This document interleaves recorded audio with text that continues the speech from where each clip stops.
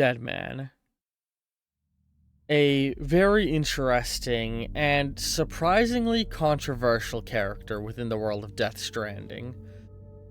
Deadman is one of my personally favorite characters within Death Stranding.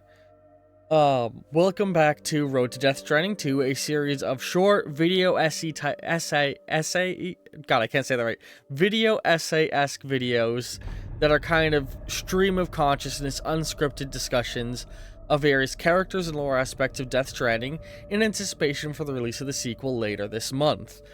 In these videos, I discuss the various characters of Death Stranding, their lore implications, and things I hope to see with them in the sequels. Do note that I have not watched a single one of the trailers for the sequel because I want to go into it as blind as possible, so if the trailers show off, confirm, or contradict things I say here, apologies in advance. Deadman is a very interesting character to me. We are fed two different distinct stories about Deadman. An initial one given by him, and then later in a corrected version of the story. In the initial story that Death Stranding gives to us, he's a sorry for stumbling words. Stream of consciousness. He is a fabricated man. Following his birth, 70% of his body was harvested from cadavers due to his vital organs not manifesting the spark of life, and the remaining 30% came from stem cells. That's what he claims. Later, it is corrected that he was actually created via in vitro fertilization using anonymous genetic donors and grown in an artificial womb, and that following his birth, he had a number of birth defects that were fixed using the organs of donors. This is rather interesting, this contradiction of stories, and I think it tells us a lot about Deadman himself. I don't think he was outright lying to Sam, but rather projecting how he feels about himself, about his origin and his nature as a being. I think Deadman views himself as a monster, he says it himself, he's Frankenstein's monster. He doesn't think he's human. He doesn't think he has a soul. And he treats these like confirmable facts. But I think we need to take that with a grain of salt. Deadman, like many people in this world, and particularly like Sam, is somebody who suffers from a feeling of isolation, of ostracization. He feels fundamentally different and wrong, like there's something not right with him. And I think this fundamental root of his character is something we need to look at, that I think fuels a lot of his personality, decisions, and the elements of him that many people dislike. A lot of people don't like that Deadman feels like a exposition dump of a character, that he's used for Kojima to speak directly to us, and that a lot of his interactions with Sam feel unnatural. The big one that a lot of people have a lot of gripes with is, sorry, I just saw the Monster Energy drink and it made me giggle, is the fact that he spews Sam's backstory at him in what many people view as a very unrealistic, stilted manner of displaying Sam's backstory. I think this is a woeful misreading. Deadman is somebody who barely interacts with people, who is more familiar with dead bodies than living people. He lives his life preparing bodies for burning and reading obituaries and histories of characters and writing them down. And I think that informs how he interacts with Sam. And really, many people in this world are like Deadman. This is a world that lacks normal human connection. This is a world where social norms have broken down. I think that can be used to justify a lot of the exposition dumps we get in the series. Another one that is often criticized, to go on a slight tangent, is Igor's tangent in the start of the game, giving the backstory of the world to Sam. People get all angry, being like, oh, Sam should know all of this. Why is this being told to Sam? It's so dumb. It's just the writers talking to us. It's not. It's cooler talk. It's discussing the weather. They are on a long, boring car ride to an incinerator during that conversation. It is just a guy talking about what is on his mind, what is stressing him, talking about how he wishes life was the way it should be. And Sam doesn't respond because Sam is a guy who doesn't talk.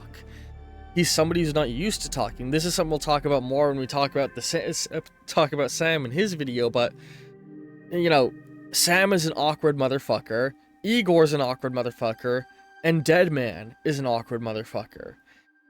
The dialogue isn't stilted because it's poorly written. The dialogue is stilted because people don't know how to connect in this world. And I think that's a very important aspect of the writing that far too many people overlook. This is a world where people don't know how to talk, how to communicate, how to socialize. And over the course of the game, we witness Deadman learn how to do that, and we witness Sam relearn how to do that. Deadman and Sam serve as fantastic foils. They're two sides of the social isolation coin. Sam has grown cold and distant to the world.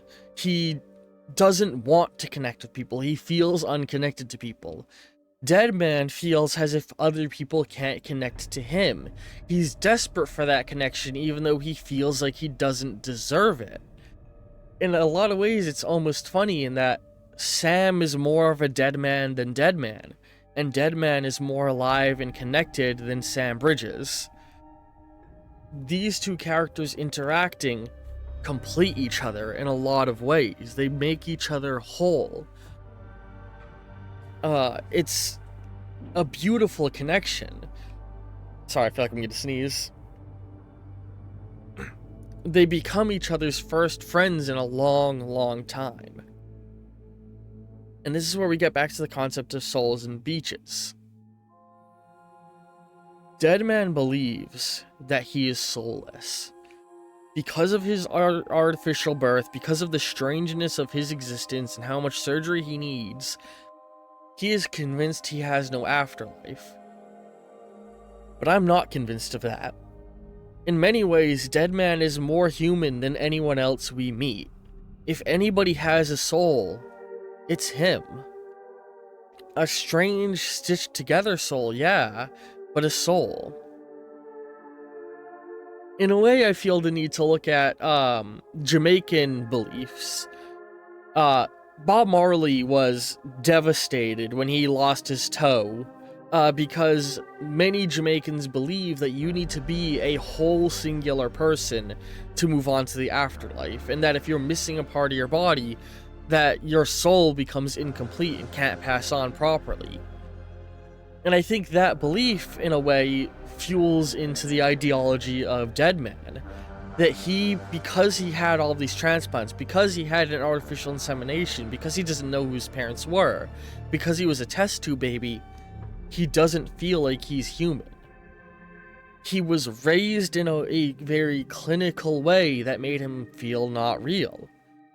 But in the end, who is it that reaches out to Sam and saves him from the beach? Who is it that's there for him when he needs him? It's Deadman. Deadman goes to the beach and he pulls Sam through back to the world of the living. Again, showing that despite his name, he may be more alive than anyone else around him. Deadman has a soul. And that brings me to my hopes in the sequel. I hope that Deadman gets to realize that. That Deadman gets to see the true living being that he is.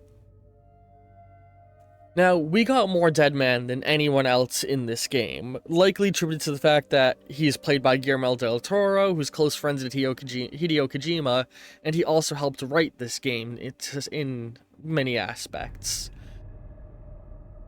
So, because we got so much of him, I think more than we got of anybody else beyond Sam, like, correct me if I'm wrong, but I feel like in terms of total dialogue and screen time, Deadman is second to Sam. Like, he feels like the most omnipresent character in the story to me, with Mama probably pulling a close third, but that's probably not correct. Actually, really, it's probably Amelie pulling a close third, but like, Deadman felt very, very present throughout the story of Death Stranding 1, and in that vein, I kind of hope he takes a bit of a back seat in the sequel, so that we can get more Mama, so that we can get more Fragile, so that we can get more Deadman, so that we can connect with our other friends more. I'm not saying get rid of Deadman. Like, I want Deadman there with us, but we've gotten his whole backstory and a lot of his character development out of the way. Beyond the confirmation that he has a soul and is a real person, I don't think we need much more of Deadman. And I hope he's there as a guiding hand, but of all of the main characters, he's the one who I feel needs the least in the sequel. Needs the least expansion, needs the least, like, story fulfillment. Because he has really gone through a full character arc right along Sam over the course of the first game, and that's part of what I love about Deadman.